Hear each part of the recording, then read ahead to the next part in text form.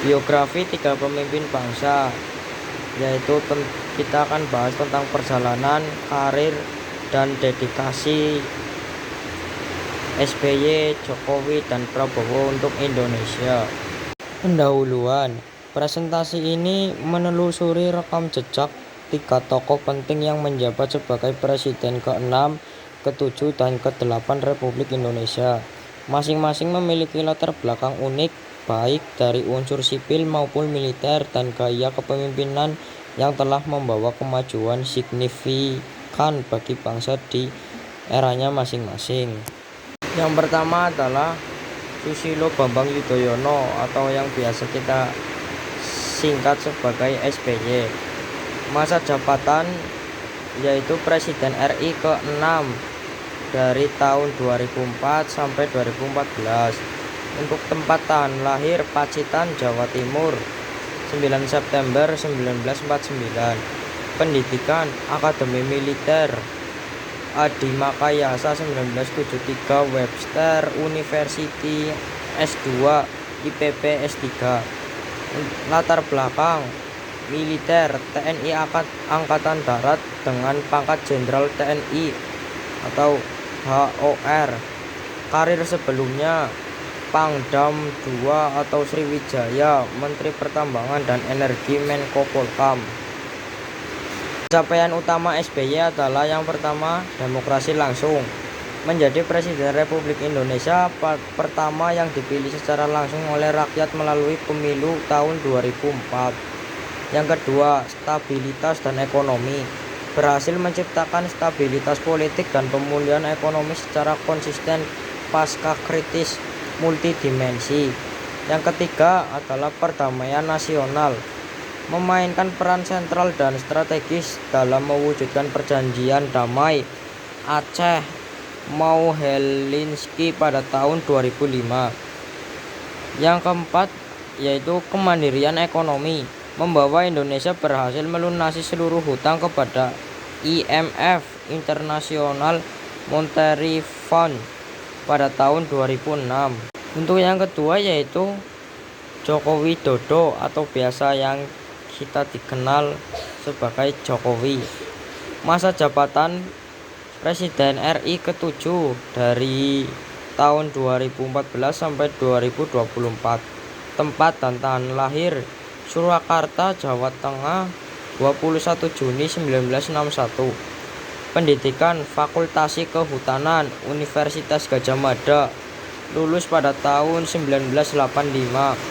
Latar belakang sipil, pengusaha mebel, furnitur. Karir politik Wali Kota Surakarta dari tahun 2005 sampai 2012 dan Gubernur DKI Jakarta 2012 sampai dengan 2014.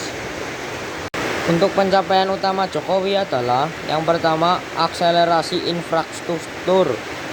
Fokus masif pada pembangunan infrastruktur penghubung, termasuk jalan tol, Trans Jawa, Sumatera, pelabuhan, dan bandara.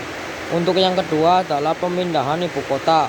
Menginisiasi dan memulai mega proyek pemindahan ibu kota negara ke ibu kota Nusantara, IKN, di Kalimantan. Yang ketiga, gaya kepemimpinan. Mempopulerkan gaya belusukan atau meninjau langsung permasalahan di lapangan dan di dekat dengan rakyat. Yang keempat yaitu jaringan pengaman sosial. Meluncurkan program strategis seperti Kartu Indonesia Sehat, KIS, Kartu Indonesia Pintar, KIP, dan Kartu Prakerja. Untuk yang profil terakhir adalah Presiden kita yang sekarang yaitu Prabowo Subianto. Masa jabatan Presiden RI ke-8 dari tahun 2024 sampai dengan sekarang. Tempat tanggal lahir Jakarta 17 Oktober 1951.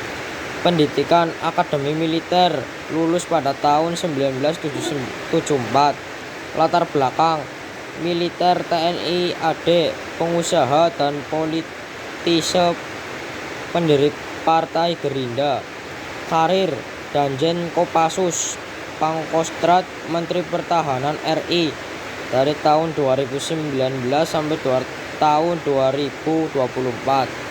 Fokus dan pencapaian Prabowo adalah pertama, modernisasi pertahanan, melakukan peremajaan dan modernisasi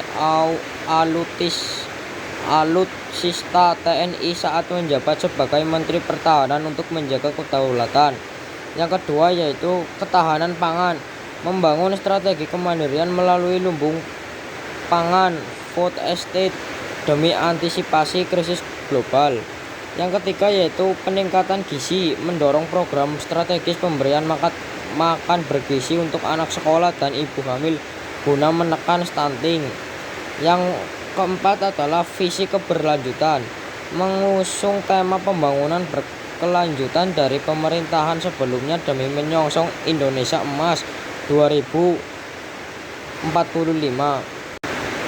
Kesimpulan dari pilar pembangunan bangsa Indonesia dari pemimpin-pemimpin yang telah saya jelaskan adalah yang pertama SBY untuk membangun fondasi stabilitas, perdamaian, dan penguatan nilai-nilai demokrasi pasca transisi.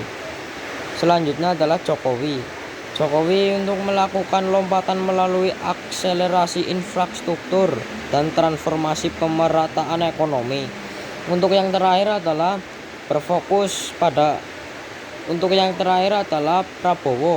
berfokus pada ketahanan, kedaulatan pangan, dan peningkatan kualitas SDM berkelanjutan.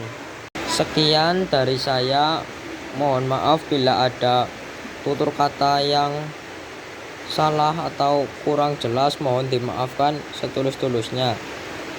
Terima kasih. Wassalamualaikum warahmatullahi wabarakatuh.